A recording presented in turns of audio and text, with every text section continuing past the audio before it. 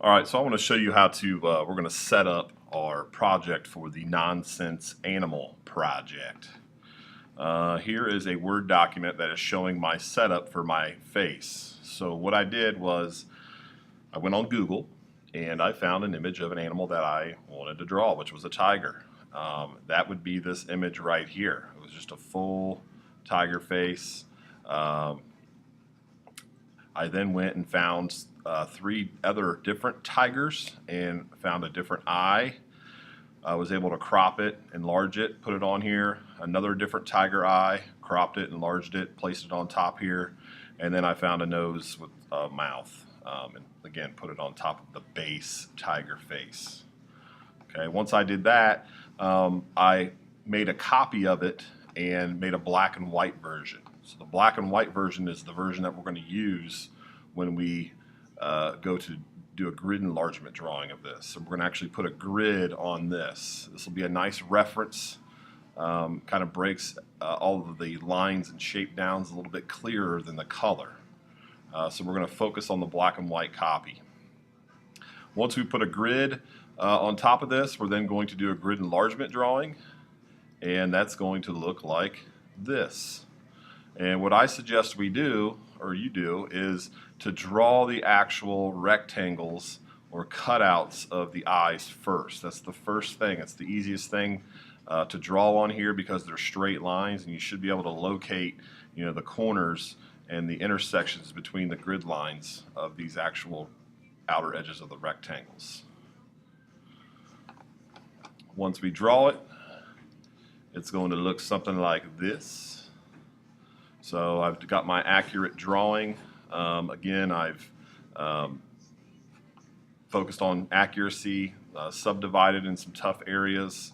Again, it's what we're looking for. We're going for accuracy here. After that, we are going to outline with a thick Sharpie. Okay, I'm going to color all black areas in black with the Sharpie. And then using that black and white reference image, I'm just going to add some highlights. So I'm looking at the reference image, and wherever I see white or highlight areas, I'm going to put some white chalk pastel in those areas, just so we can start to create some contrast here between the drawing and the black shapes. So we've got shadows and we've got highlights. Once that's completed, we are then going to take and we're going to add chalk pastel. We're just going for some basic color here. We're not really showing any fur lines. It's just the basic color that makes up the tiger's skin or fur color. So I used just some regular orange and a little bit of sort of that rusty brown color. Just layered it a little bit. So 2 colors there. Same thing here. 2 colors. 2 colors. For the eyes, I tried to make those look somewhat realistic, so I referred to the color reference image, and again tried to use the colors that were in that eye by layering them and blending them to make it look somewhat realistic. Same thing with the nose area. I think that's a pretty cool result. We're only going to add color to the cutout pieces. The background base face is just going to be black and white. Okay.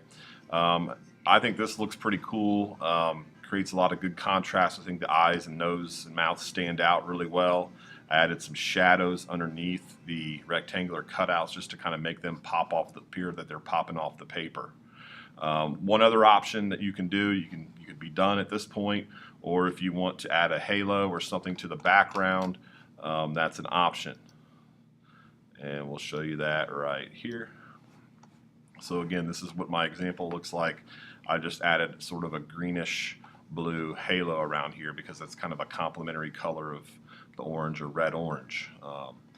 I took an eraser stick and kind of did a white sort of line around it just so that the tiger stood out a little bit more from the background. I don't know that I'm too fond of the halo on this particular assignment. I think I kind of prefer it without it, but hey, life is full of choices, and those are our options. So what I want to show you now is how to create your image. And basically what we're going to do, I'm going to go File here, New Blank Document, just so that I can show you how to do this.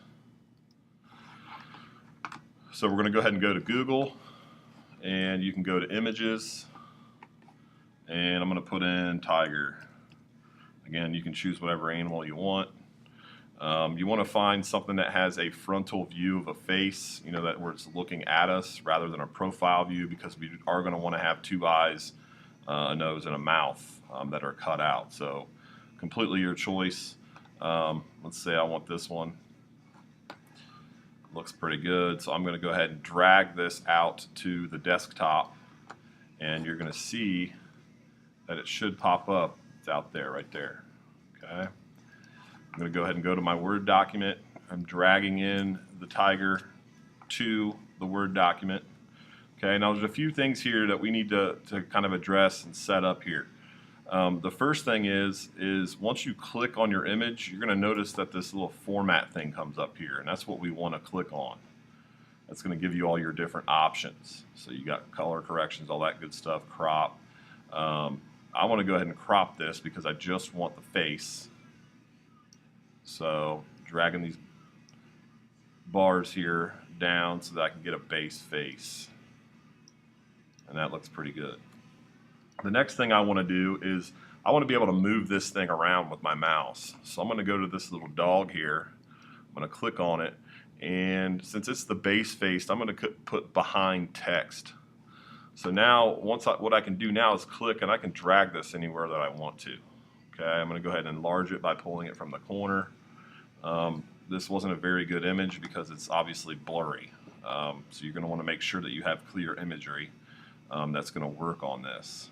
Okay, so I've got my base face, and I'm making it, you know, I want to leave a little bit of white on the edges here, on the margins, so that's pretty good size. Next thing I want to do is now I want to go find a different tiger eye. So let's look at here, we can scroll through. I can also type in tiger eye like this and see what pops up here. Ooh, there's a whole bunch here. So let's say maybe I like, I don't know, this looks like a little baby tiger eye, so I'm going to go ahead and drag that out. And I want to get a different one. Maybe get a right eye. Go up here, maybe I want this eye. Drag that out.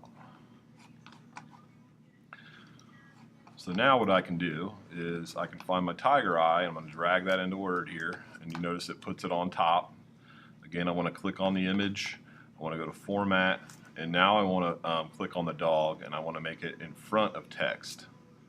So now I can move this around, and it'll be on top of the base face. You can enlarge it. I suggest you kind of make it sort of out of proportion, just because it makes it look a little funnier. You can kind of rotate, you know, to make it look a little goofy if you want to. That's good there. Let's find my other tiger eye. Where did it go? There it is. Drag that in here. Okay, again, I'm clicking on it. I'm going to go to Format, and I want to do it in front of text. And now I want to also crop this because I only want the left eye. And click out here. And now I can drag this and position it. You know, I can make it really tiny. You know, it might look kind of goofy, or I can make it like super large. However you want to do this. Okay. Again, we're kind of trying to go out of proportion. We want this to look like it's nonsensical, like it doesn't make much sense. Next thing I need to do is get a mouth and a nose. Tiger, let's say nose. And we've got all different things here. Let's say I want this one, and we'll drag that over here. And if we can find it, where'd you go?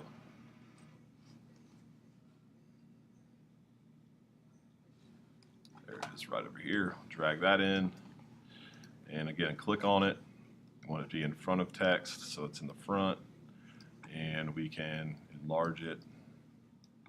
We can rotate it so it looks kind of goofy. Maybe I want mine to be a little bit smaller so that it fits on that actual base face. You want to be careful because you don't want all of this to completely cover the base face. We still want to be able to have something around it, so I might have to shrink this down a little bit, maybe even rotate it so that it's fitting, close to the size. You also want to make sure that your rectangles of the eyes are overlapping each other. Just going to kind of add to the effect of it. So now I've got a base face where I can see the entire, pretty much the outside of the head. I've got a large left eye, large right eye, and I've got a mouth and a nose here, okay?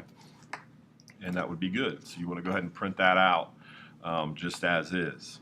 And what I want to show you now is how to copy this and make it into black and white.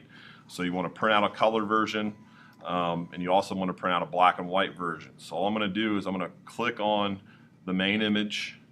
I'm going to hold shift down and click on each of the individual images. So I'm holding shift and just clicking on all of them. So basically everything is now selected. I can go up here to recolor, and I'm just changing it to grayscale, to black and white. Okay, you want to make sure that you have blacks, that you have white areas, grays, and that your image is clear. Remember, this base face is not good, so don't pick a base face that's blurry like that.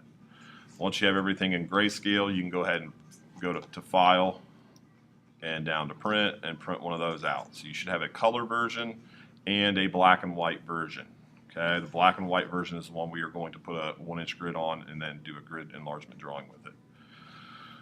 More demonstrations will come in terms of how to add the white highlights and also the fur color. Go Butler.